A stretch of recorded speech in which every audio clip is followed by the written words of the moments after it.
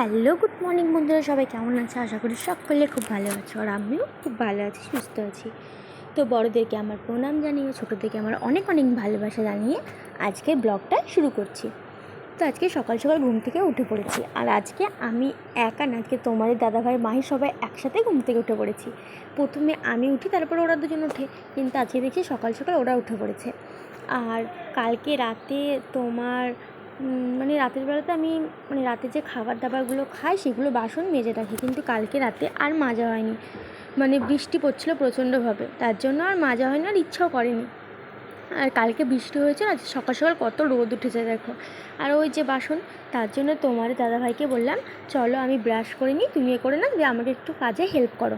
দিয়ে ও বলল ঠিক আছে, তাহলে তুমি বাসন মাজো আর আমি ঘরটা মুছে দিচ্ছি। তো সেই অনুযায়ী দেখো, ও এখন ঘর মোছার কাজ শুরু করে দিয়েছে, আর এখন আমি ব্রাশ করে বাসন কটা ধুয়ে নেবো। আর সকালে বাসি যা কাজ আছে সব কিছু সেরে তারপরে চা করতে যাব। আর তোমাদের দাদাভাই কি বলো তো, ওই যে বলেছিলাম কাজ যখন করবে না তো কিছুতেই করবে না, আর যেদিন বলে বলে করবে তাহলে ঠিক আছে করবে। আর আজকে যেহেতু ও ঘরটা মুছছে, আমাকে ধরো প্রথম কথা হচ্ছে ঢুকতে দেবে না। আর ওর কিছু গুণ তোমাদেরকে বলি, যেমন ধরো গডরেজ যদি গোছ করে তাহলে আমাকে গডরেজে প্রথমে হাত দিতে দেবে না, বলবে তোমার যেটা দরকার সেটা আমাকে বলো, আমি তোমাকে দিচ্ছি, তার জন্য হাত দিতে দেবে না। তারপরে তোমার শোকেস গোছ করলেও তাই, ঘরদোর মুছলে উঠতে দেবে না, বলবে উঠে যাবে এইসব। তো যাই হোক দেখো, আর এখানে দুজনে এখন চা মুড়ি খেয়ে নিলাম একটু করে। আর বেলা পড়তে না পড়তে কতটা পরিমাণে মেঘ লেগেছে দেখো, একবারে কালো অন্ধকার ওই মেঘ লেগে গেছে। আর আজকে তোমাদের দাদাভাইয়ের সঙ্গে আমার প্রথমে একটু ঝগড়া লেগেছিলো রান্না করে। তো ও বললো যে কী, আমি জিজ্ঞেস করলাম যে কী রান্না করবো, ও বললো ডিম করো। তারপরে আমি বললাম ডিম করবো না, তখন বললো না মাছ চলে আনছি, মাছ আনতে গেছে। তারপরে বললো না, ফোন করে বললো যে আজকে চিকেন নিয়ে আসবো। ওই যে চিকেন নিয়ে আসবো বলেছে, চুল কাটতে গেছে, পুরো 2.5 ঘন্টা পর বাড়ি এসেছে, আর আমার ধরো মাথা পুরো গরম হয়ে গেছে। তো তারপরে দেখছি যে চিকেন কিছুই নিয়ে আসেনি, এই নিয়ে একটু ঝগড়া হলো। তো আমাকে বললো যে তোমার কিছু করতাম, ডাল ভাত করো। তো আজকে সেই মতো আমি ডাল ভাতই করে রেখেছিলাম। তো তারপরে দেখছি মাহিকে নিয়ে গিয়ে কখন খাসির মাংস নিয়ে এসছে। তো যাই হোক, আর দেখো কিছুক্ষণের মধ্যে এত পরিমাণে বৃষ্টি শুরু হয়ে গেছে, আর সেই মুহূর্তে তোমাদের দাদাভাই আজকে দুনিয়ার জামা কাপড় কেচেছে দেখো। আর সেই কারণ ও তো চলে যাবে কালকে, তো তার জন্য জামা কাপড় কেচেছে। আর এদিকে রান্নাঘরের আমার অবস্থাটা দেখো, আমিও ঘরদোর আজকে একটু ঝাড়াঝুড়ো করে নিচ্ছি, যেহেতু আমিও থাকবো না, চলে যাব। আর এদিকে তোমারই দাদাভাই ক্যান্টিন থেকে একটা পায়েসের প্যাকেট এনেছিল, তৈরি করতে হবে দুধ দিয়ে। তো সেটাই ও বললো যে চলোতে যাবো, তাহলে একটু করে দাও, তার জন্য করছিলাম। আর এদিকে আমি মটনের জন্য সব কিছু আদা পেঁয়াজ রসুন কেটে নিয়েছি। আর মটনটা একটু আর মটন বসানোর সময় কি ঘটেছে শোনো। তো তোমার কারেন্ট নেই, প্রচণ্ডভাবে মেঘ লেগেছে, তার জন্য মিক্সারে মশলাও করা হয়নি। তার জন্য আমি আদা রসুন সব কিছু থেতো করে নিয়েছিলাম, তারপর মটন বসেছি।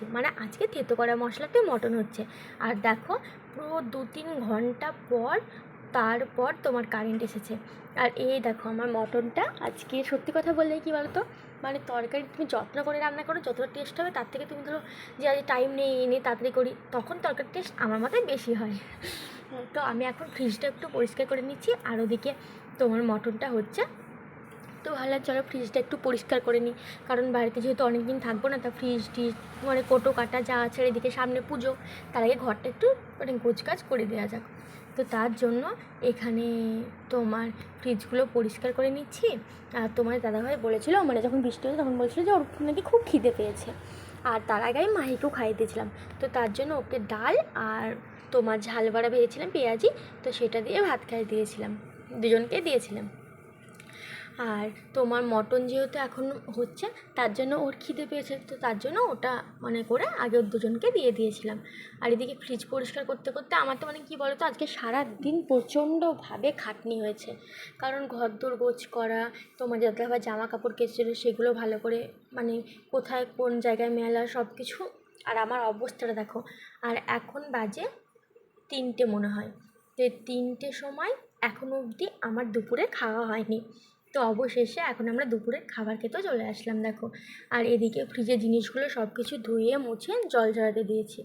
তো আজকে সামান্যভাবে ডাল পেঁয়াজি মুগ ডাল, তার ভাত, আর ছিল মটন, আর ছিল পাঁপড় ভাজা, আর ওই যে পায়েস করেছিলাম ওই পায়েস।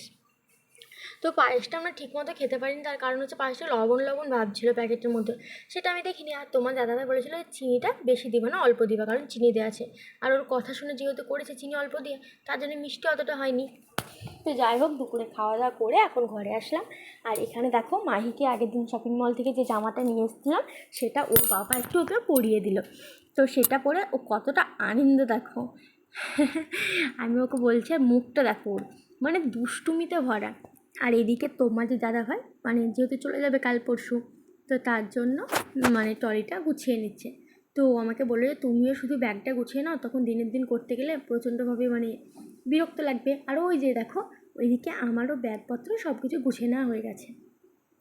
তো তারপর দুজন একটু মানে রেস্ট টেস্ট করে তারপর বিকেলে তোমাদের দাদাভাই বললো চলো একটু ঘুরে আসি গা। আর এদিকে বৃষ্টি তো পড়ছিল। তো তোমার মানে আমরা রেডি টেডি হয়ে যাবো, আর সেই মুহূর্তে আবার বৃষ্টি হলো। তো তার জন্য আবার আমাদেরকে ওয়েট করতে হলো। তো আমি বললাম থাক, আজকে আর যেতে হবে না। তো ও বললো না, যখন বলেছি তখন যাবো।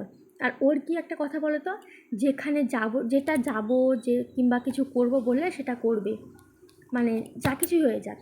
আর এদিকে দেখো মাহি আর ওর পাপা দুজনে দাঁড়িয়ে আছে। আর চারিদিকে জামা কাপড়ের অবস্থা দেখো, প্রচণ্ডভাবে বৃষ্টি পড়ছিল। আর এখনও অবশ্য বৃষ্টি পড়ছে। আর জামা কাপড়গুলোর অবস্থা মেলে দিয়েছি, যেখানে যেটা পেরেছি সোফাতে জানলাতে সব কিছু মেলে দিয়েছি। আর এদিকে রান্নাঘরে আমার কৌটো কাটিগুলো জল ঝরাতে দিচ্ছি, আর ফ্রিজের এগুলো এখন আমি মানে পরিষ্কার টরিষ্কার করে এখনও ফ্রিজের সঙ্গে সেট করিনি। আর অবশেষে চলে আসলাম একটি রেস্টুরেন্টে। তো সেখানে এসে তোমার দাদাভাই আমাকে জিজ্ঞেস করলো যে কী খাবা। তো আজকে যেহেতু মটন খেয়েছিলাম বাড়িতে, তার জন্য ওকে আমি বললাম যে আর আমি তোমার রেস্টুরেন্টে আসলে চিকেন ডোমেস্টিক খেতে বেশি ভালোবাসি। তো ওকে বললাম চিকেন ডোমেস্টিক খাবো না, আজকে ঘুগনি আর দুটো করে পকোড়া।